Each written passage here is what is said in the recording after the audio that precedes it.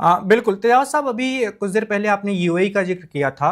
अक्सर ये बात हो रही है, यूएई तो एक मुस्लिम बाहुल देश है, मुस्लिम उसकी एक पहचान है, लेकिन फिर भी वो इजराइल और अमेरिका के खेमे में ज्यादा दिख रहा है और ईरान उसे उससे आजकल अपना दुश्मन क्यों मानने लगा है? आपको इसकी क्या वजह नजर आती है? वजह वही है, व्यवस्था आपने जो बताई है कि जो यूएई है वो दरअसल अमेरिका और इसराइल के खेमे में ज्यादा दिखता है। एक दूसरी बात यह है कि यूएई ने अब्राहम अकॉर्ड पे भी सिग्नेचर कर रखे हैं। अब्राहम अकॉर्ड के बारे में बता देता हूँ कि ये दरअसल अब्राहम जो तीनों ही रिलीजन है, क्रिश्चियनिटी, जूडिज्म और इस्लाम, इन तीनों में ही अब्राहम का काफी महत्व है और काफी रेस्पेक्टफुल नजरों से देखा जाता है। तो अमेरिका ने प्रेसिडेंट ट्रम्प के जमाने में इसे इंट्रोड्यूस किया था। ये लगभग शिमला समझौता जैसा ही है कि आप आपसे बातचीत करेंगे, संपर्क बढ़ाएंगे लोगों के बीच में। तो ये अब्राहम अकॉर्ड भी वैसा ही है कि हम एक दूसरे का सम्मान करेंगे और हम एक दूसरे देशों में एम्बेसी स्थापित करेंगे। बहुत सारे जो मुस्लिम देश जो है, इसराइल को मान्यता नहीं देते हैं, अब्राहम अकॉर्ड के बाद में उन्होंने अपने अपने देशों में उनके दूतावास या जो डिप्लोमेटिक मिशन है उनको स्थापना की इजाजत दी है। तो एक तो वो है ये, और दूसरा ये है कि ये गिने चुने देशों में जो अमेरिका के हिसाब से इसराइल के करीब जाना चाहता है। तो ईरान पहले से ही चिढ़ा हुआ है दरअसल यूएई, क्योंकि अभी हमें ये भी पता है कि वो ओपेक से भी बाहर निकल गया। तो ये तमाम चीजें हैं जो कि ईरान के इंटरेस्ट के खिलाफ जाती है। अगर इसराइल को धीरे धीरे अगर मान लो मान्यता मिलने लगेगी तो कहीं ना कहीं ईरान का जो दायरा है वो सीमित होगा, और जितने भी जो मुस्लिम ममालिक हैं उसमें उसकी जो पैठ है वो भी कम होगी, और इसराइल का जो स्वीकार्यता है, इसराइल एज अ कंट्री, उसकी एक्सेप्टेंस बढ़ेगी, और वो इसराइल नहीं, वो ईरान नहीं चाहता है। यही कारण है कि यूएई को वह देख रहा है और कहा है कि अब जो खासकर पश्चिम एशिया के देश है वो या अमेरिका की ढाल बनना बंद करें। अगर ऐसा नहीं करेंगे तो अगला निशाना जो है वो देश होंगे, और उन्होंने कहा है कि ढाल ना बने। ईरान ने अभी जो उनके जो चीफ स्पिरिचुअल लीडर हैं उनकी तरफ से ये बयान आया है, वैभव साहब। बिल्कुल। एक बात तो और बार बार उठ रही है तेजावत साहब, कहा जा रहा है कि अमेरिका और उसके सहयोगी देश ये चाहते हैं कि ईरान इतना ज़्यादा कमज़ोर हो जाए आर्थिक तौर पर और बाकी चीज़ें, कि वो खुद ही सारे ऑफर मान ले। अभी मैं खबर पढ़ रहा था तो ईरान की ओर से प्रस्ताव दिया जा रहा है कि अगर दोनों के बीच में कोई डील होती भी है तो हमारे जो $24 अरब फंसे हुए हैं, पैसा आपने फ्रीज कर रखा है, उन्हें आप वापस कीजिए 2 किश्तों में 12-12 करके। तो ईरान तो अभी आर्थिक संकट का सामना कर ही रहा है। अभी जनवरी में ही प्रदर्शन हुए थे देश भर में, सबने देखा था क्या कुछ हुआ था, युद्ध हुआ, बहुत सारा नुकसान इसमें हुआ है। अभी उसे टाइम चाहिए रिकवर करने के लिए, लेकिन अगर फिर से युद्ध शुरू होता है तो हालात और ज्यादा बदतर हो जाएंगे। तो क्या आपको लगता है कि लंबी लड़ाई खींचकर अमेरिका ये चाहता है कि ईरान उसकी हर बात मान ले? बिल्कुल, योजना तो यही है खासकर, और उसमें डर का शाय बनाए रखना, बार बार लड़ाई करते रहना ताकि उसका जो आर्थिक विकास है वो पूरी तरीके से ठप हो जाए। रणनीति यही है। और इस तरीके से अमेरिका ये सोचता है कि ईरान में आंतरिक विद्रोह उत्पन्न होगा, सरकार के खिलाफ आवाजें आएगी कि आपकी नीतियों के कारण हम बर्बाद हो रहे हैं। ईरान को जो प्रॉस्पेरिटी मिलनी चाहिए वो नहीं मिल पा रही है, और इसके लिए जो वर्तमान सरकार है, जो 79 के बाद से ही काजिब है सत्ता में, उसके लिए वो जिम्मेदार है। तो अमेरिका की ये लंबी रणनीति तो यही है कि ईरान को पूरी तरीके से आर्थिक तौर पे तोड़ दिया जाए। और ईरान के अंदर इसका दबाव भी है, ऐसा नहीं है कि ईरान की अर्थव्यवस्था जो इतने लंबे समय से जो अमेरिकी प्रतिबंध झेल रही है, अब तो और भी बड़े स्तर पर ईरान को चारों तरफ से उन्होंने मतलब एक तरीके से ब्लॉकेड वाली स्थिति में अमेरिका ने ला दिया, जहां ना तो सामान जा सकता है ना वो बेच सकता है। जब पूरी तरीके से व्यापार ही ठप है तो फिर ईरान के लिए कैसे कमाई होगी, क्योंकि कमाई का जरिया ही तो तेल है, और अगर वही नहीं जाएगा तब तो बहुत ही मुश्किल हो जाएगी। तो अमेरिका यही चाहता है कि आर्थिक रूप से उसकी कमर तोड़ दी जाए, ताकि ईरान जो है वह खुद अपने आप ही झुककर अमेरिका के हिसाब से चलने लगेगा। व्यवस्था। बिल्कुल। तेजावत साहब, लेकिन एक सवाल और उठ रहा है कि अमेरिका और उनके सहयोगी देशों पर क्या वैश्विक दबाव का असर नहीं पड़ रहा? जैसे अभी जो नए हमले हुए हैं उसके बाद कच्चे तेल के दामों में बढ़ोतरी फिर से हो गई। दुनिया भर के ज्यादातर देश परेशान हैं इस वाली जंग से। हमने देखा था यूरोप और नेटो के कैसे बयान आए थे जब जंग शुरू हुई थी उसके बाद से। लेकिन ऐसा क्यों लग रहा है कि ट्रंप बिल्कुल ही उनको इन चीजों से कोई ही दिक्कत नहीं हो रही, उनको जरा सा भी फर्क नहीं पड़ रहा? दबाव कौन मानता है? जो कमजोर होता है वो दबाव मानता है व्यवस्था, ये दुनिया की रीत है। और जो ताकतवर होता है वो किसी का दबाव नहीं मानता है। अगर आपने गोदान पढ़ी हो तो उसमें जो कमजोर तबके का आदमी होता है, अगर उसका बेटा अगर अंतरजातीय विवाह कर लेता है तो सबसे ज्यादा दबाव में वह होता है। पर वहीं जब बड़े घरानों के लड़के अंतरजातीय विवाह या इस तरीके का कदम उठाते हैं तो वो दबाव नहीं मानते हैं। वैसा ही विश्व राजनीति में भी है लगभग, कि जो ताकतवर है उस पर किसी का भी कोई दबाव नहीं होता है। अमेरिका उसी हालत में है।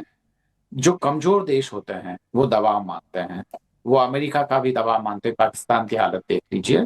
अभी यूनाइटेड स्टेट ये चाहता है कि पाकिस्तान अब्राहम अकॉर्ड पे हस्ताक्षर कर ले, जबकि पाकिस्तान ने इसराइल को उसके पासपोर्ट पे लिखा होता है कि इसराइल के अलावा हर देश में जाने की अनुमति इस पासपोर्ट, क्योंकि वो इसराइल को कोई देश ही नहीं मानता है, मुल्क ही नहीं मानता है, और मानता है कि वहां पाकिस्तानियों को जाने की जरूरत भी नहीं है।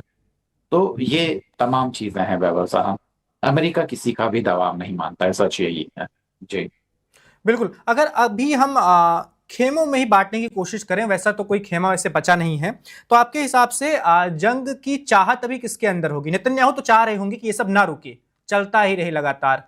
आपको दुनिया के जो बड़े देश हैं चीन और रूस की क्या मंशा होगी? वो क्या चाह रहे होंगे कि ये सब रुके या चलता रहे?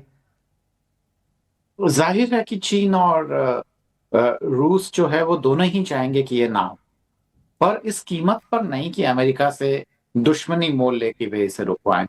वो वैसा नहीं जैसा कि कोल्ड वॉर में होता था, कि अगर क्यूबा पे आपने हमला कर लिया तो यूएसएसआर उस पर अपना हमला मानेगा। और अब उसने सब कुछ, जब क्यूबा में उसने मिसाइलें तैनात कर दी थी तो वो पूरी तरीके से तैयार था कि अगर अमेरिका हमला करेगा तो हम उस पर हमला करेंगे। रूस के जो संरक्षित देश थे उसकी तरफ न तो वेस्टर्न देशों को देखने की कोई हिम्मत थी, और न ही वेस्टर्न कंट्रीज पे अगर रूस कोई बुरी नजर डालता तो वह अमेरिका इसे बर्दाश्त करता। तो पूरी तरीके से साफ साफ था। अभी वैसी स्थिति नहीं है। अभी पूरी तरीके से जो स्वार्थ का साम्राज्य है, और उसमें रूस और चीन दोनों ही किसी भी तरीके की कोई बाउंड्री खींचने के पक्ष में नहीं है। और ऐसे में जो ये तमाम देश हैं, पर ये भी नहीं चाहते, क्योंकि रूस का जो पश्चिम एशिया में दायरा लगातार सीमित होता जा रहा है। पहले जो सीरिया में रूस के पक्ष की सरकार थी, धीरे धीरे सीरिया में जो बशर उल असद को हटा के नए जो हैं उनका साम्राज्य आया, तो वह रूस के मुफीद नहीं है। गाजा में पूरी तरीके से उन्होंने जो भयानक नरसंहार करके उसको नेस्तनाबूद कर दिया है। ऐसे ही ईरान में चीन का काफी जबरदस्त इन्वेस्टमेंट था, उसको भी काफी नुकसान पहुंचा है। तो ये देश ये तो नहीं चाहते हैं कि पूरा पूरा पश्चिम एशिया है वो अमेरिका की गोद में चला जाए या अमेरिका कोई की गुलामी में चला जाए। वैसा तो ये देश नहीं चाहते हैं, जाहिर है। पर वो ये भी चाहते हैं कि अमेरिका अगर यहाँ से चला जाता है तो उनका जो बचा कुचा जो वर्चस्व है वह कम से कम इस रीजन पे बना रहे। पर अमेरिका अभी इतना ताकतवर है और इन सब देशों को देने की स्थिति में है कि जो पश्चिम एशिया में उनको जो लाभ नजर आते हैं उनसे कहीं ज्यादा लाभ अमेरिका के कारण वह बाहर दिखाई दे रहे हैं।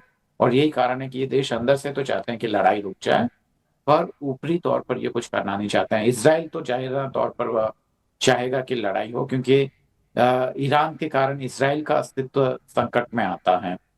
और ठीक वैसे ही जो खासकर अ, जो यूरोपियन देश हैं वो भी चाहते हैं कि अमेरिकी जो है वो वहां पे सफल हो, क्योंकि उनको बिना लड़े पश्चिम एशिया में उनके मुताबिक सब कुछ हो रहा है।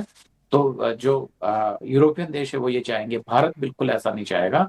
भारत शांति चाहेगा, क्योंकि भारत के जो ख्वाब हैं, जो उम्मीदें हैं, चाहे वो आईएमईसी प्रोजेक्ट हो जो पूरा भारत को एक तरीके से नया ट्रेड रूट देगा और चीन से मुकाबला करने की भारत उस स्थिति में आएगा। तो भारत ये चाहता है कि जल्दी से जल्दी इस पूरे रीजन में शांति स्थापित हो जाए। जी वैभव जी। बिल्कुल। एक बात और होती है तेजावत साहब, वो ये है कि क्या ट्रंप प्रशासन या फिर अमेरिका में जो भी राष्ट्रपति रहते हैं, क्या वो दूसरे देशों की जन भावनाओं का ख्याल नहीं रखते हैं? क्या उनको ये पता नहीं होता? जैसे अभी हम पाकिस्तान की बात कर रहे हैं, पाकिस्तान की सरकार अगर थोड़ा बहुत इजराइल से करीबी बढ़ाए अमेरिका के कहने पर, तो हो सकता है आर्थिक तौर पर उसको फायदा हो जाए, कुछ और भी मदद मिल सकती है। लेकिन उसे ये भी पता है कि पाकिस्तान की जनता की भावना क्या है। वो कभी भी इजराइल से किसी भी कीमत पर ना कोई व्यापारिक, ना कूटनीतिक, ना राजनयिक कोई रिश्ता नहीं रखना चाहेगी वो। ऐसा ही कई कई सारे मौकों पर हम देखते हैं। भारत में भी ट्रंप साहब बार बार कह रहे थे कि हमने जंग रुकवा दी, हमने जंग रुकवा दी। क्या उनको ये नहीं पता होता कि भारत की जनभावना क्या है? वहां पर लोग मानते हैं कि द्विपक्षीय मामला है, कोई तीसरा हस्तक्षेप नहीं कर सकता, या क्या ये जानबूझकर किया जाता है, उकसाया जाता है? बिल्कुल, ये तो प्रकृति होती है उपनिवेशवाद की और साम्राज्यवाद की। जब अंग्रेजों का यहाँ पे भारत में राज था, तो वो कहाँ जन भावनाओं का ख्याल करते थे। उनको खाली अपने फायदे से मतलब होता था। नहीं तो इतने बड़े बड़े जन आंदोलन नहीं होते हैं। 1942 का भारत छोड़ो आंदोलन से लेके लगातार जो आंदोलन हो रहे थे भारत में, तो वो जन भावनाओं का ही तो उभार था, जो कि उन साम्राज्यवादी देशों के खिलाफ था, उपनिवेशवाद के खिलाफ था। तो अमेरिका को केवल एक ही जन भावना का असर पड़ता है, वो है अमेरिकी लोगों की जन भावना है। अमेरिकी, क्योंकि उससे वहां पे सत्ता परिवर्तन होगा। ये ठीक वैसा ही है जैसा कि अगर यूके में या ब्रिटेन में अगर सत्ता परिवर्तन होता, तो जो ब्रिटेन की सरकार थी वो यूके या ब्रिटेन के लोगों के लिए रेस्पॉन्सिबल थी, न कि भारत के लोगों के लिए। और इसलिए भारत के लोगों ने आजादी की लड़ाई लड़ी कि हमें ऐसी सरकार चाहिए जो भारतीय जन भावनाओं का ख्याल करे। तो क्योंकि बाकी तमाम देशों से अमेरिकन प्रेसिडेंट्स को वोट नहीं मिलते हैं, तो वो रेस्पॉन्सिबल भी खाली अमेरिकन पॉपुलेशन और अमेरिकन लोगों के लिए ही है। तो वो न तो पाकिस्तान की जन भावना का ख्याल करेंगे, न वे भारत की जन भावना का ख्याल करेंगे, और न ईरानी लोगों की।